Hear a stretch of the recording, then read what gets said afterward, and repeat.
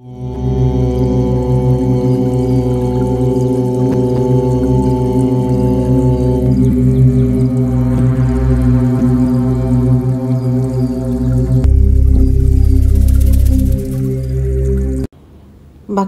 నమస్కారము. శ్రీ గణేశాయ నమః, శ్రీ సరస్వత్యై నమః, శ్రీ పాదవల్లభ నృసింహ సరస్వతి, శ్రీ గురు దత్తాత్రేయాయ నమః. ఆంజనేయ చరిత్రలో నిన్న మనం వాయుదేవుడు హనుమంతుడిని తీసుకుని గుహలోకి వెళ్ళి బంధించేసుకున్నాడు కదా, తన క్రియలన్నీ బంధించేశాడు. అప్పుడు అది అందరికీ ప్రాణాంతకంగా మారింది. చాలా దుర్భర స్థితిలో ఉన్నారు కదా, అందువల్ల దేవతలంతా బ్రహ్మంగారి దగ్గరికి వెళ్ళారని చెప్పుకుందాం. తర్వాత ఏం జరిగిందో చూద్దాం.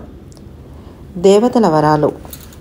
అప్పుడు బ్రహ్మదేవుడు జరిగిందంతా తన దివ్య దృష్టితో పరిశీలించి చూసి దేవతలకు వివరించి, ఇప్పుడు వాయుదేవుణ్ణి ప్రతిమాలటం కన్నా వేరే మార్గం లేదని చెప్పాడు. దేవతలు ఒంటరిగా వాయుదేవుడి దగ్గరికి వెళ్ళడానికి భయపడ్డారు. అందువల్ల బ్రహ్మదేవుడే వారిని వెంట పెట్టుకుని వాయుదేవుడున్న గుహ వద్దకు వెళ్ళాడు. అలా వెళుతూనే దేవతలు వాయుదేవుని ఇలా స్తుతించారు. నమస్తేస్తు నమస్తేస్తు హేవాయో, కృధామస్తు కృపాతేస్తు హేవాయో, చలనశక్తి రూపకోసి అణుగణేషు మధుశుచ, చేతనానాం చేతనంత్వం స్పందనాత్మ త్వం విభో, ప్రాజవోజో బలమసిత్వం సకలఘోళ భ్రామకచ్చ, ప్రాణశక్తి స్వంహి లోకే సచ్చిదానంద భిన్నమూర్తే. ఓ వాయుదేవ నమస్తే, నీకు కోపం వద్దు, నీకు దయ కలుగుగాక. ఓ వాయుదేవ, అన్ని అణువుల్లోనూ అన్ని మనసుల్లోనూ చలనశక్తి యొక్క రూపానివి నీవే. నీవు ప్రాణులలో చైతన్యానివి, స్పందనే నీ రూపం. నీవు సర్వవ్యాపివి, నీవు బ్రాజిష్యువు, జీవులలో జీవకలను కలిగించే శక్తివి. ఓజస్సువు, జీవులలో ప్రాణదీప్తివి. బలానివి, గ్రహగోళాలను కదిలించేది నీవే. లోకంలో ప్రాణశక్తివి నీవే. నీవు సచ్చిదానందం కంటే భిన్నమైన వాడవు కాదు. బ్రహ్మను చూస్తూనే వాయుదేవుడు లేచి నిలబడి శవమై వేలాడుతున్న పసివాడిని చేతుల్లోనే ఉంచుకుని బ్రహ్మదేవుడికి 3 సార్లు ప్రదక్షిణం చేసి పిల్లవాడిని ఆయన పాదాల మీద పడేసి తాను సాష్టాంగ వందనం చేశాడు. అప్పుడు బ్రహ్మదేవుడు పసివాడిని పైకెత్తుకుని తన అమృత హస్తంతో పిల్లవాడి శిరస్సును మృదువుగా నిమిరాడు. ఆ స్పర్శకు పిల్లవాడికి ప్రాణం వచ్చి మెల్లిమెల్లిగా కదలసాగాడు. అలా ఆంజనేయుడు మళ్ళీ బ్రతికేసరికి వాయుదేవుడు సంతోషించి తన సంచార శక్తిని ఈ లోకాల మీదకి ప్రసరింపజేశాడు. దాంతో జీవులందరికీ ఉరి విడదీసినట్లుగా, ప్రాణాలు లేచి వచ్చినట్లుగా మహా ఆనందమైంది. ఆ విధంగా దేవకార్యార్థమై ఉద్భవించిన ఆ బాలుడు పునరుజ్జీవితుడైనందుకు, వాయుదేవుడు అంత సులభంగా ప్రసన్నుడైనందుకు బ్రహ్మగారు ఎంతో సంతోషించి వాయుపుత్రుడికి వరాలిమ్మని దేవతలందరినీ ఆజ్ఞాపించాడు. అప్పుడు ఇంద్రుడు ముందుకు వచ్చి ఇలా వరప్రదానం చేశాడు. ఆంజనేయుడి మెడలో బంగారు పద్మాల మాలను స్వయంగా వేసి సత్కరించాడు. ఇక నుంచి నా వజ్రాయుధం నిన్నేమీ చేయలేదని వరం ఇచ్చాడు. నా వజ్రాయుధం వల్ల నీ ఎడమ దవడ కొంచెం వాచి ఉంది కనుక ఇక నుంచి నీకు హనుమంతుడనే బిరుదు కలుగుగాక. హను అంటే దవడ అని ఒక అర్థం, జ్ఞానం అని మరొక అర్థం. ఆ 2 అర్థాలు నీకు అన్వయించుగాక. నీవు పరిపూర్ణ జ్ఞానవంతుడివి అవుదుగాక అని కూడా వరం ఇచ్చాడు. ఇంకా ఇతర దేవతలు ఇలా వరాలు ఇచ్చారు. సూర్యుడు, నా తేజస్సులో 100వ వంతు ఇతనికి సంక్రమించుగాక. వయస్సు రాగానే విద్యలన్నీ ఇతనికి సాక్షాత్కరించుగాక. ఇతడు మంచి మాటకారి అగుగాక. వరుణుడు, ఇతనికి నీటి వల్ల ఏ కష్టము కలగకుండు కాక. యముడు, ఇతనికి ఏ రోగము రాకుండుగాక. యుద్ధాలలో యమదండము కూడా ఇతన్ని ఏమి చేయకుండునుగాక. శివుడు, యుద్ధాలలో నేను కూడా ఇతన్ని ఏమి చేయలేకుండుగాక. విశ్వకర్మ, నేను అనేక రకాల శాస్త్రాలను అస్త్రాలను నిర్మించాను, అవి ఏవి కూడా ఇతని మీద పని చేయకుండుగాక.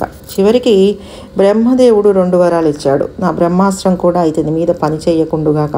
ఇతడు చిరంజీవి అగుగాక. దేవతలంతా ఇలా వరాలిచ్చాక ఆంజనేయ బాలుణ్ణి ఇలా అభినందించారు. జై కపీస జై జై కపీస జై జై కపీస హనుమంత, వాయుదేవా వానరవీర ఆంజనేయ అంజనతనయ, అద్భుతకాయ వానరవీర బ్రహ్మచారి చిరంజీవి, లంకాదహన జాంబవతార లంకిణి సంహార హనుమంత, రామబంట రామదూత జ్ఞాన పండిత మహావీర, సచ్చిదానంద ప్రాణదేవ హనుమంత జై హనుమంత. ఇలా దేవతలందరూ వరాలిచ్చాక బ్రహ్మదేవుడు బాలాంజనేయుణ్ణి వాయుదేవుడికి అప్పగిస్తూ, వాయుదేవ, నీవు కోపగించినప్పటికీ దేవకార్యానికి అనుకూలమైన పనే చేశావు. ఈ బాలుడు కారణ జన్ముడు, ఇతనికి లేని శక్తి లేదు. ఇతడు ముందు కాలంలో అవతార పురుషుడైన శ్రీరాముడికి సహాయం చేస్తాడు. తన అద్భుత కర్మలతో లోకాలకు గగుర్పాటు కలిగిస్తాడని చెప్పి దేవతలతో కలిసి వెళ్ళిపోయాడు. వాయుదేవుడు సంతోషించి ఆ పిల్లవాడిని తెచ్చి అంజనకి అప్పగించి జరిగిందంతా వివరించి తను వెళ్ళిపోయాడు. హనుమంతుడి విద్యాభ్యాసం. ఇదిలా ఉండగా వృక్షరజసుడు అనే వానరుడు గౌతముని పుత్రులైన వాలి సుగ్రీవులను తన దత్తపుత్రులుగా స్వీకరించాడు. ఆ వేళా విశేషం వల్ల అతనికి అదృష్టం బాగా కలిసి వచ్చి సర్వ వానర రాజ్యాలకు చక్రవర్తి అయ్యాడు. హనుమంతుడి తండ్రి అయిన కేసరి కూడా వృక్షరజసుడి సామంతులలో ఒకడయ్యాడు. ఆంజనేయుణ్ణి వాలి సుగ్రీవుల్ని కూడా ఒకే గురుకులంలో చేర్చారు. వీరిలో ఆంజనేయుడు అంతులేని బలంతో, అంతకన్నా అంతులేని పిల్ల చేష్టలతో ఉండటం వల్ల అతని అల్లరికి అంతు ఉండేది కాదు. అతను నిమిషంలో అతని రూపాన్ని పెంచేసుకుని అందరినీ భయపెట్టేవాడు. నిమిషంలో రూపాన్ని చిన్నది చేసుకుని కిటికీలలోంచి కూడా దూరి ఇళ్లలోకి వెళ్ళేవాడు. చూసుకోకుండా నడవడం వల్ల గురువుల ఇళ్లలోని కుండలన్నీ తన్ని పగలగొట్టేవాడు. ఏవైనా హోమపాత్రలు శుభ్రం చేసుకురమ్మని ఇస్తే అతని బలానికి తట్టుకోలేక అవి విరిగిపోయేవి. అతను సరదా కోసం ఊదినప్పుడల్లా ఇళ్లలో ఉన్న అగ్నిహోత్రాలన్నీ ఆరిపోతూ ఉండేవి. ఒక్కోసారి నిప్పురవ్వలు లేచి కొంపలంటుకుపోతూ ఉండేవి. ఒక్కోసారి ఆరేసుకున్న బట్టలు చింపేసేవాడు. తోటివారు ఏడుస్తూ ఉంటే నవ్వేవాడు. శిక్షిద్దామంటే గురువులకు దొరికేవాడు కాదు. కొందరు శపించినా కూడా ఆ శాపాలు అతనికి తగిలేవి కావు. ఇలా అంజనా కేసరులకు ఈ పిల్లవాడి వల్ల ఇంటి మీదకి రోజుకో తగవు వచ్చేది. వాళ్ళు నయానా భయానా ఈ పిల్లవాడిని అదుపులో పెట్టాలని నానా ప్రయత్నాలు చేశారు. కానీ ఏమీ ఫలించలేదు. నీ శక్తి మర్చిపో. చివరికి ఆ తపోవనంలోని మునులంతా సమావేశమై ఆలోచించి ఇలా నిర్ణయం చేశారు. ఈ పిల్లవాడు చాలా తెలివైనవాడు, యోగ్యుడు. కానీ పిల్ల చేష్టలు మితిమీరటం వల్ల మనకి బాధగా ఉంది. ఇతనికి అనేక వరాల బలాలు ఉన్నాయి కనుక మనం శపించినా పని చేయదు కనుక శాపం కాకుండా ఇతని శక్తిని అదుపులో పెట్టే ఉపాయం ఆలోచిద్దాం. ఇలా ఆలోచించిన మునులు ఒకరోజు బాలాంజనేయుణ్ణి పిలిపించి కూర్చోబెట్టి ఇలా అన్నారు. అబ్బాయి, నీవు చాలా మంచివాడివే, కానీ నీకు బలము శక్తులు మితిమీరి ఎక్కువైపోయాయి.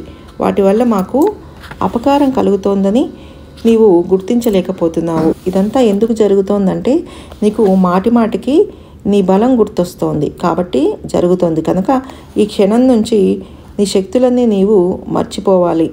నిన్ను ఎవరైనా పనిగట్టుకొని చాలాసేపు స్తోత్రం చేసినప్పుడు మాత్రమే నీ విశేష శక్తులు నీకు గుర్తుకోవచ్చుగాక. అప్పటిదాకా నువ్వు నీ తోటి పిల్లలతో సమానంగా ఉందువుగాక. ఈ విధంగా నీ విశేష శక్తులు దుర్వినియోగం కాకుండుగాక. ఇదే నీకు మా వరం.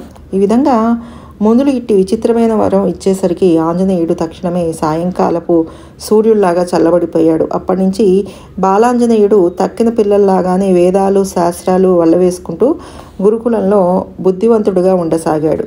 ఆ రోజుల్లో వాలి సుగ్రీవులు హనుమంతుడికి మంచి స్నేహితులుగా ఉండేవారు. కానీ సుగ్రీవ హనుమంతులు మరింత సన్నిహితంగా ఉండేవారు. వారిద్దరికీ మనస్సులో ఏ విధమైన రహస్యాలు ఉండేవి కాదు. తర్వాత ఏమైందో రేపు కథలో చూద్దాం. ఆ హనుమంతుడి కృపా కటాక్షాలు మీ అందరి మీద ఉండాలని కోరుకుంటూ సర్వే జన సుఖినో భవంతు, లోకా సమస్త సుఖినో భవంతు. శుభం భూయాత్.